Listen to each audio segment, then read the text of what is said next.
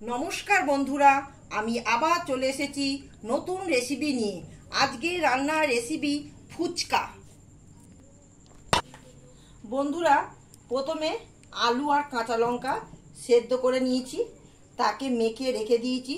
তাতে দিয়েছি স্বাদ মতন লবণ, কাঁচা ছোলা, শসা কুচি, পেঁয়াজ কুচি, ভাজা মশলা 1 চামচ, লঙ্কা গুঁড়ো 1/2 চামচ, টমেটোমের সস 1 চামচ, ঝুরি ভাজা, লেবু রস সব উপকরণগুলি সব মেখে রেখে দিয়েছি।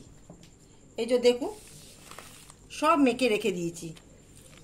তার পাশে রেখেছি তেঁতুল জল।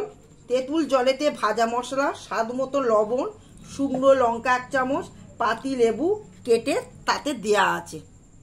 বন্ধুরা, বাজার থেকে ফুচকার পাঁপড় কিনেছি, কিনে এসে ভেজেছি।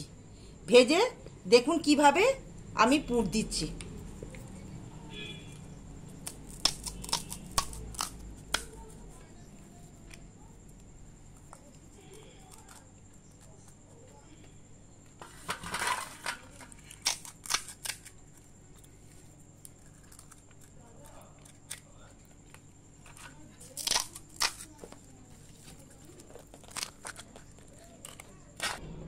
বন্ধুরা, ফুচকাতে আমি পুর দিয়ে রেখেছি, পাশে তেঁতুল জল রাখা আছে।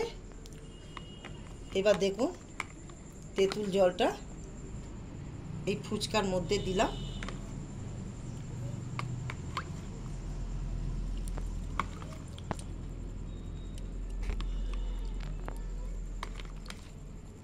দিয়ে তেঁতুল জল দিয়ে খেতে হবে। বন্ধুরা, আমার ফুচকা রেডি। ভিডিওটি ভালো লাগলে লাইক, শেয়ার, সাবস্ক্রাইব করিবেন। টাটা।